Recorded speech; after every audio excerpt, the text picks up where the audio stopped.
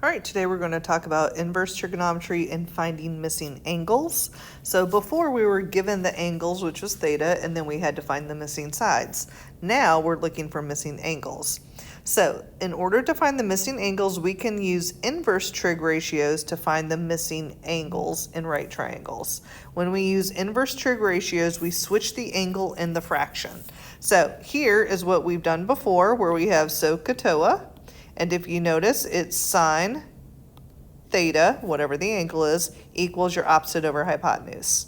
Okay, so now they basically switched. So instead of theta, they put theta here, and then they have the fraction here, here.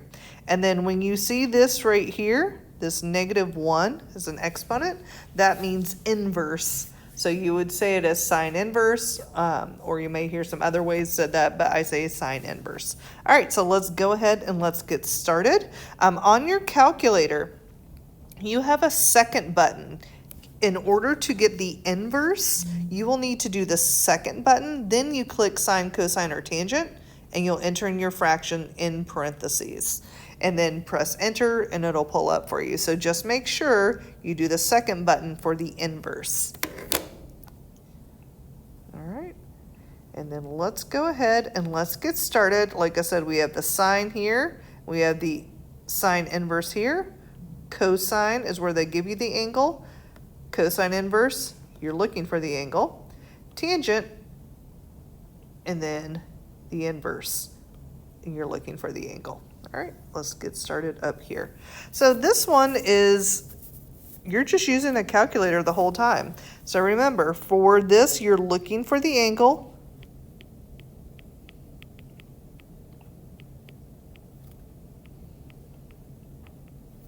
which is theta. All right, so that's all you do is you type in second sine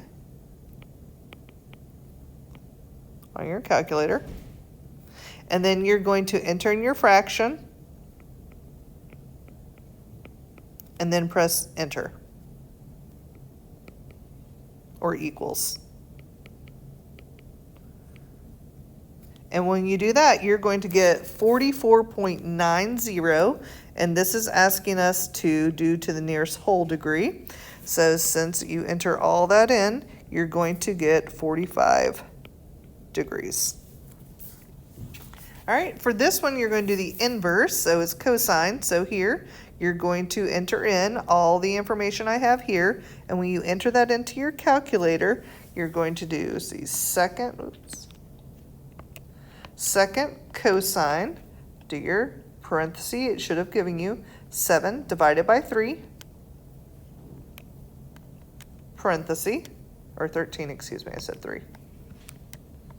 Press enter, and I got 57.4, so 57.4 will round to 57 degrees, and that's your answer. And same thing for tangent. You're going to go second tan, and you should see that -1 as an exponent on there. That's the inverse of it.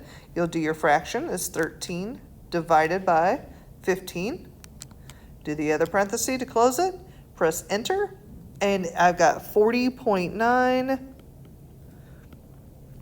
which rounds to 41 degrees. All right, so I want you to try these. And if you did this correctly, 4 should be 25, 5 should be 32, and 6 should be 56. All right, now let's go ahead and let's find an angle of a triangle. So for this one, it's actually very similar to what we were doing before. But first, what you're going to do is select your angle, label your sides, decide which one you're going to do. So you're going to do sine, cosine, tangent, the inverse of those, set up a proportion, and solve. So let's go ahead, let's get started here. We're looking for theta right here. So this would be opposite, this would be adjacent, and this is the hypotenuse. So for this one, well, we don't really need the hypotenuse on this one, so we can just do that. So think of,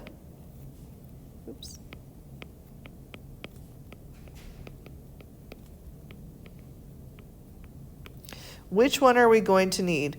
Well, it gives us opposite and adjacent. So this one shows us opposite and adjacent. So we're going to use the inverse of tangent, or tangent inverse, and that's opposite over adjacent equals theta, which is your angle. All right, so let's just plug in our information. We said opposite is 21, adjacent is 20, and that's going to give you theta. All right, now plug that into your calculator, and here it doesn't specify, so we're just going to round to the nearest thousandths. And I got 46.397 degrees. All right, and that's your answer. All right, so for this next one, let's look to see, I want you to try this next one here. And then we're going to find x, because this is the same thing. Just remember to label your sides. So here is opposite, and this is adjacent. And then go ahead and you'll set it up the same way. If you did it correctly, you should get 43.603 degrees. All right, so now we're going to find x on these. And again, it's the same process where you need to figure out which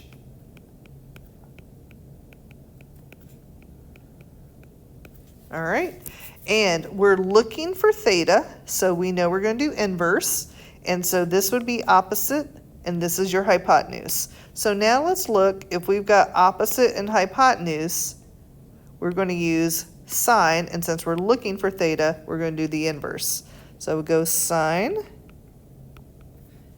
inverse, and it's opposite over hypotenuse equals theta. All right, so do your fraction. So we said opposite is 14. Hypotenuse is 31 equals theta.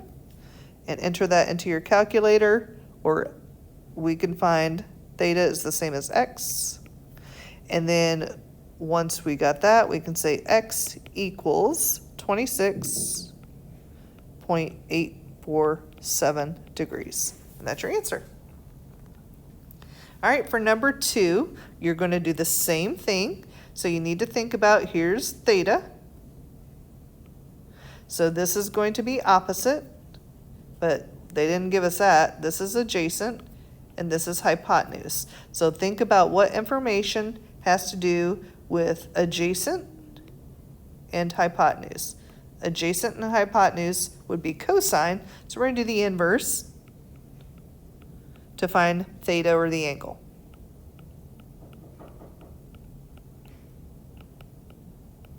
All right, so you're going to go ahead and you're going to finish this by entering in the answer, or entering in the numbers, and if you did this correctly, you should get 56.026. So this is how you do inverse trig and missing angles.